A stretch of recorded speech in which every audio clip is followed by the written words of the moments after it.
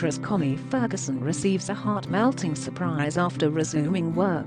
Connie Ferguson has resumed work, and she got a pleasant surprise from other crew members. The actress lost her husband, Shona Ferguson, who is a producer and actor, in July 2021. She's resumed work to continue his legacy. Taking to Instagram, she shared videos and photos revealing the warm welcome she got from her co-workers. Connie's office was filled with balloons and gifts, and it was a heart-melting gesture to her. Some of the artists also penned down a beautiful but short welcome note to her. Reacting to the gifts and act of love showered on her, Connie gave a new slate for work operations: executive producer, God, director, Jesus, starring the Holy Spirit.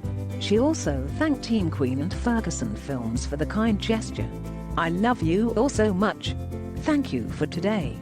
It's good to do what you love, knowing it's for a purpose bigger than yourself. I'm grateful that we continue to walk this journey together, and all our wins and victories are to the glory of the Almighty God. In the name of our Lord Jesus Christ,